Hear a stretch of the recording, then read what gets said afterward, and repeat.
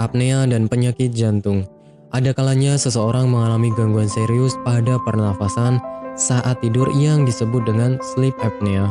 Secara medis, apnea adalah kondisi di mana seseorang berhenti bernafas dalam waktu sangat singkat, yakni 10-30 detik waktu tidur. Tidak bisa diremehkan karena rupanya ada puluhan jenis apnea, dengan salah satu di antaranya yang berbahaya adalah apnea obstruktif. Pada penderita apnea, otot-otot saluran udara menjadi sangat lemas sehingga terjadi penyempitan yang mengganggu pernafasan. Hal ini membuat kadar oksigen dalam darah menurun drastis sehingga otak memerintahkan tubuh segera bangun. Dalam kasus yang parah, gangguan pernafasan ini bisa terjadi lebih dari 30 kali dalam 1 jam, sehingga jelas mengganggu waktu tidur. Gejala apnea tidur. Para pengidap apnea biasanya tidak menyadari mengalami gangguan pernafasan saat tidur. Untuk itulah, Anda harus memahami beberapa gejala awal seperti pusing di pagi hari karena kurang tidur, mendengur kencang, bangun mendadak karena sesak nafas, insomnia, mulut kering saat bangun tidur, sering buang air kecil saat malam, mudah marah, hingga depresi. Penyebab apnea. Seperti yang sudah disebut sebelumnya, penyebab apnea adalah mengendurnya otot di belakang tenggorokan yang menopang jaringan lunak dari uvula, tonsil, sampai lidah dan dinding samping tenggorokan.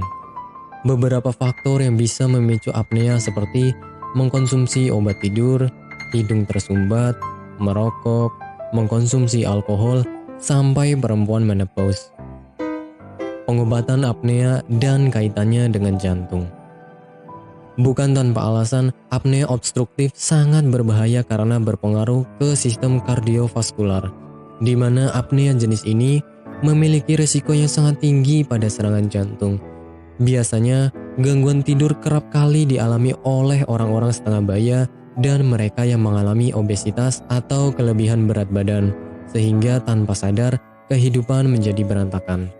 Untuk pengobatan apnea, semua tergantung kondisi dan tingkat keparahan pasien. Pada apnea ringan, pasien hanya dianjurkan mengubah gaya hidup seperti tidak memakai obat penenang dan merokok.